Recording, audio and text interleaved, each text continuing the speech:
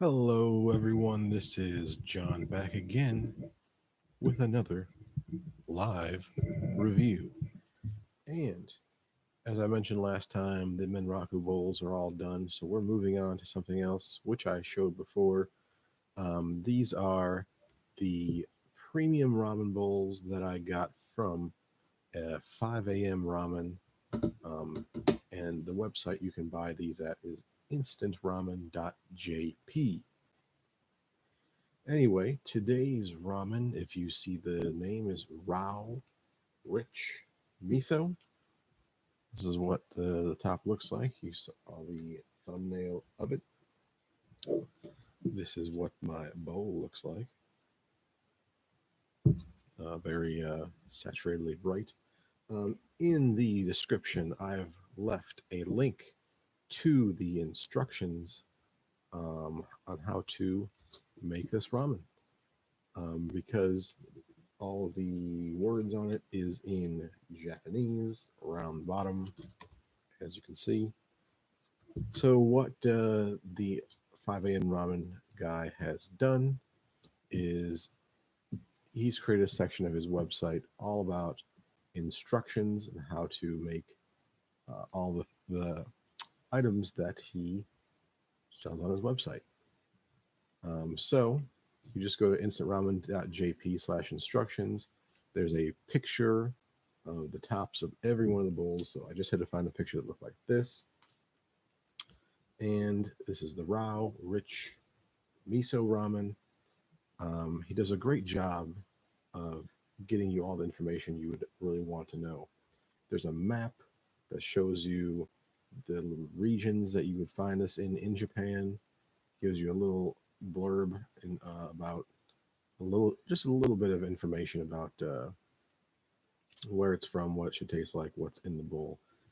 And then there's written instructions, and there's a picture of what it should look like at the end. But then there is a YouTube video where he shows how to make it. So I have the headphones on. I'm going to turn it on and watch it.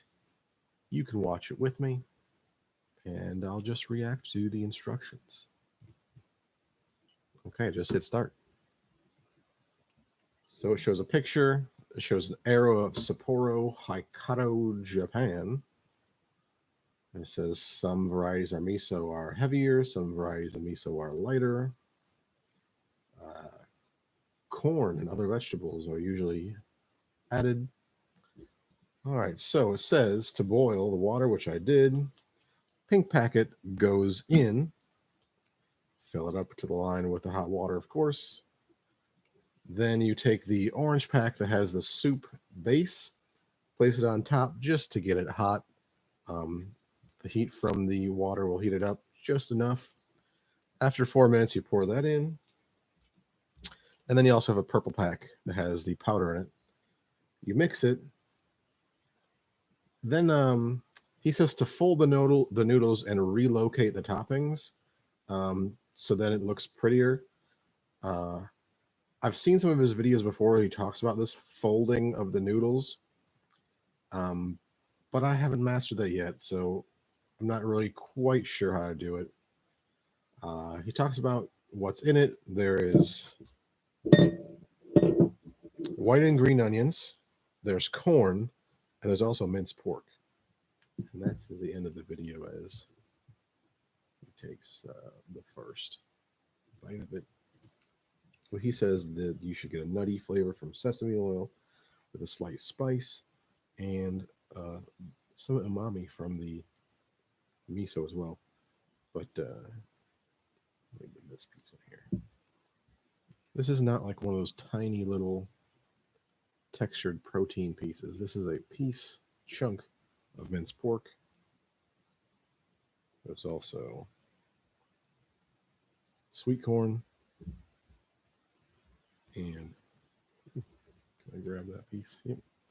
Green onion and whites of the same onion.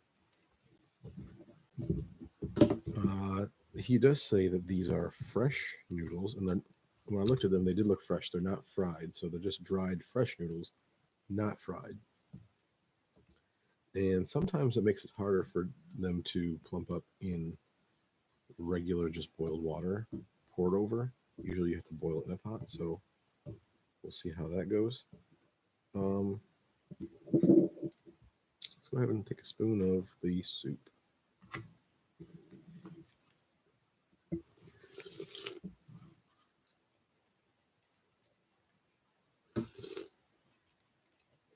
Mm, super rich. I got some of the meat in that spoonful too. Very tender. Gives you a good porky flavor. Go ahead and try some of these noodles.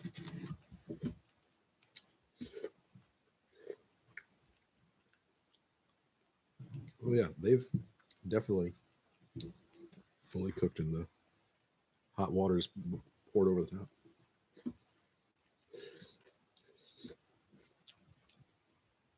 Mm,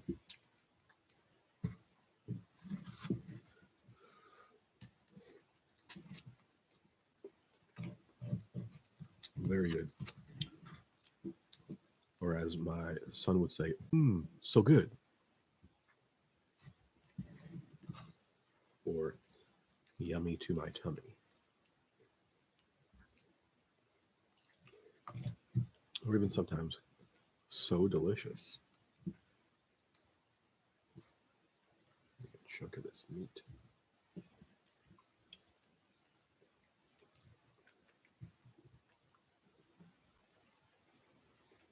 The meat has like this buttery consistency, even though it looks like a chunk of ground meat.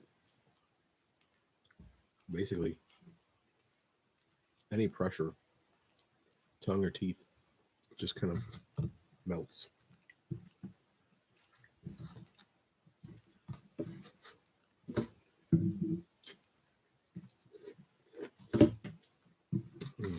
This is really delicious. The corn is even a little sweet. Usually, sweet corn will lose its sweetness very quickly, and the sugars will convert to starch almost immediately when it's picked off the stalk. Which is why, if you ever have a chance to pick fresh sweet corn and just like pluck it off the stalk, remove the husks, and then just take a big bite out of it right there in the cornfield, it's like candy. It'll be like the sweetest corn you've ever had in your life. And that's just because sweet corn is sweeter when it's the freshest you can get it. I think they say within the first hour of it being removed from the stalk, half of the sugars has already converted to starch. Now it does take longer for the other half to convert, but if you want that full super sweet corn, you just gotta open it up right off the stalk and eat it.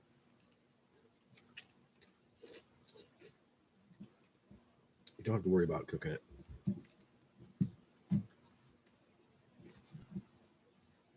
It won't need salt. It won't need butter. It'll stand by itself, just like a bit like you're eating a piece of candy.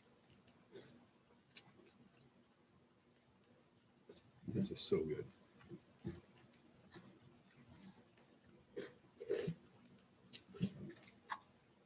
So, according to his website, every month the box changes. They also offer subscriptions, and he has two like variety packs you can get: the premium ramen and the spicy ramen, which I did a one-time purchase of both, so I have 10, including this one. But he also has Ichiran bowls in 4 packs and a couple of the 7-Eleven premiums. I think the one that has the Michelin star he has. I've tried all of those and they're really good. And he also has a vegan 8 pack. I'm not so much interested in that, but every month it changes. you're doing a one-time purchase, it's $55. They also have subscriptions where if you pay for a full year, it saves you about $5.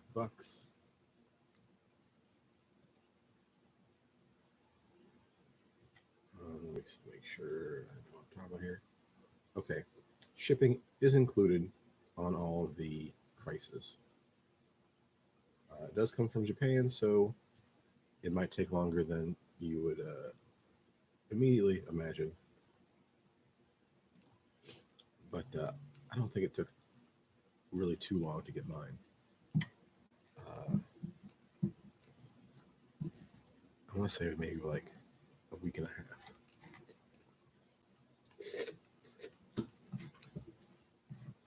So good.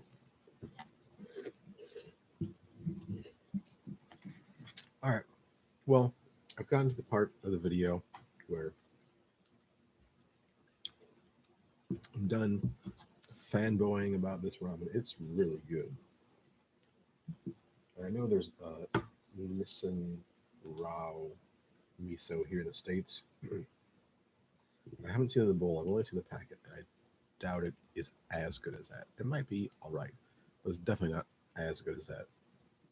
The premium bowls that you get in Japan, in my experience, things I've got imported over here, there's nothing in the States quite like them. Unless you go to like a real ramen shop around here. That's the only way you can get something close to it. And like these bowls, like he says on his website, you might be able to fool someone thinking that's a really authentic ramen from a restaurant. But anyway, moving on to, I have two things to talk about today. One, I don't know if this was shown on the camera yet, but I have an injury to my thumb. That is a bruise in the shape of Idaho for some reason, and then a pretty big gash. I got this from trying to remove the oven door from my oven based on instructions that my wife saw in a TikTok video. And this is the last time I try anything remotely dangerous that anyone has seen on a TikTok video. Basically, there's a locking spring in the door, and I had my hand too close to it when I pulled up on the door, and I'm glad that my hands were holding like this and not like this, because the hinge was basically right here where my hand was. And like, imagine the door was open like this, where the hinge is. So I'm holding the door with the hinge right here. And like, once the hinge popped out of the socket that it was in, it just whoosh, closed. And that's a very short hinge on a very strong spring. And it closed faster than you could see it with the naked eye. So it closed, and it clipped the edge of my hand right there, bruised up the side of my hand, and cut my hand open. It was bleeding pretty bad, but I was able to stop it with just a good amount of pressure on there and wrap up my hand. I went to a express clinic the next day. They just put a little bit of glue on it, saying that it was healing up already by itself, and they didn't want to put sutures in it. It might mess it up more. But yeah, I don't know if you saw that in the video, but that's what that is. And it never really hurt a whole lot. It was surprising when it happened. It's like this area of your hand doesn't really have a ton of nerve endings, so you're not going to be too painful. The thing that hurt the most was putting the antiseptic on it. Oh, and then today when I was breaking down a cardboard box, the corner of the box poked me right there, and that hurt. Yeah, so don't trust the TikTok video about taking the door off your oven. The second thing I want to talk about, just briefly, is a recommendation for everyone. Go on Netflix and watch the Bo Burnham special Inside. I found it quite funny most of the time, and then like weirdly emotional a lot of the times. I've watched it twice already, and the second time I picked up on a few things I didn't see the first time. Uh, if you have any depressive thoughts or anything like that, um, there's numbers for you to call for that kind of thing.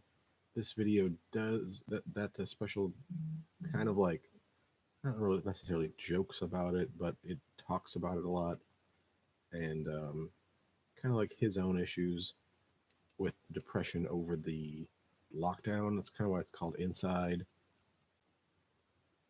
but funny and powerful at the same time.